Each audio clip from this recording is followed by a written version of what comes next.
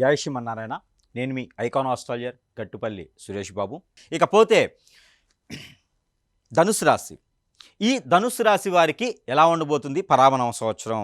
ఎక్కడైనా గొడవలు అవ్వటం కానీ, ఇంతకుముందు మార్చిపోయినటువంటి ఫైనాన్స్కి సంబంధించి కానీ, జాబు సంబంధించి కానీ, శత్రువులు ఎవరైనా ఉండి వారు పక్కకి కాళ్ళు ఏళ్ళు విడిచిపెట్టినటువంటి బంధుమిత్రులు కావచ్చు, ఎప్పుడో సమసిపోయినటువంటి గొడవలు కావచ్చు, కోర్టు విషయాలు కావచ్చు, ఇవన్నీ కూడా పరాభనామ సంవత్సరంలో మళ్ళీ మీ దగ్గరికి రాబోతున్నాయి. ఎందుకంటారే కేతువు మీకు దాంట్లో చెడు చూస్తున్నాడు, అలానే రాహు మీ దాంట్లో చెడు చూస్తూ ఉన్నాడు, అలానే శని భగవానుడు కూడా మీ దాంట్లో చెడు చూస్తూ ఉన్నాడు. ఇది మీకు పరాభనామ సంవత్సరంలో ఆగస్టు వరకు అంటే 2020 సంవత్సరం ఆగస్టు 2020 సంవత్సరం సెప్టెంబర్ 16వ తారీఖు వరకు కూడా ఇలాంటి పరిణామాలు ఎదుర్కొనేలా ఉంటుంది. పెళ్ళి అయితే కనుక భార్యాభర్తల మధ్య గొడవలు అవ్వటం, విడిపోవటం, విభేదాలు రావడం, కోర్టు వరకు వెళ్ళడం కూడా కనిపిస్తూ ఉంది. అలానే కుటుంబం కూడా చీలికలుగా మారేసి చెట్టుకోరు గుట్టుకోలు అయ్యేలాగా కనిపిస్తుంది. కాబట్టి ఏదైనా విషయం ఉన్నా, ఎవరి మీద కోపం ఉన్నా, ఏదైనా మాట్లాడాలనిపించినా కూడా ఒక దాటిగా కూడా మీరు మాట్లాడకుండా ఉండడం మంచిది, తలదించుకొని వెళ్ళడం మంచిది. ఏదైనా దేవుడి ఆరాధనలో ఉండడం చాలా మంచిది.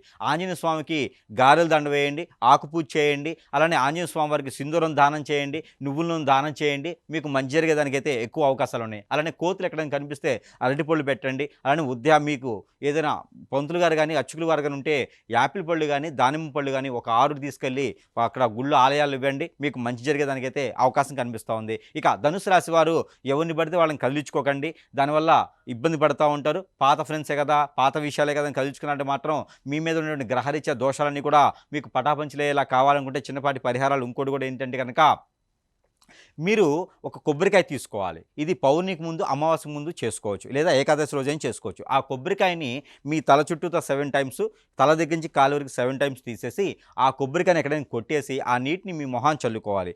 అప్పుడు మీ మీద జరిగే చెడు క్రియలు, నరదిష్టి, నరఘోష, శత్రుపీడ, ఆర్థిక సమస్యలు, ఆరోగ్య సమస్యలు, స్ట్రెస్ ఫీలు అన్నీ కూడా మీకు సకాలంగా అవుతాయి. మీరు జాబ్ చేసే ప్లేస్లో, మీకు జాబ్ చేసే స్థలంలో కూడా మీకు ఉత్తీర్ణులు అయ్యేదానికి ఉంటుంది. ఐటీ రంగంలో ఉన్న వారికి చాలా బాగుంటుంది. ఇక ధనుసు రాశి వారు కాబట్టి జాబ్ పరంగానే కాకుండా బిజినెస్ పరంగా కూడా వస్త్ర దుకాణం, అలానే మీకు ఈ యొక్క గోల్డ్ సిల్వర్ లాంటి వ్యాపారాలు, 1 గ్రామ్ గోల్డ్ లాంటి వ్యాపారాలు, ఫ్యాన్సీ షాప్స్, కిరాణా షాప్స్, మర్చెంట్ షాప్స్, అలానే సూపర్ మార్కెట్స్, పూజా సామాగ్రి షాప్స్ లాంటివి, హోటల్స్ రంగంలో కూడా అన్నీ కూడా అత్యద్భుతంగా ఉంటాయి. మీరు 2 రకాల వ్యాపారాలు, 2 రకాల జాబులు కూడా చేసేలా ఉంటుంది. కాబట్టి ఆడపిల్లలు నమ్మొద్దు.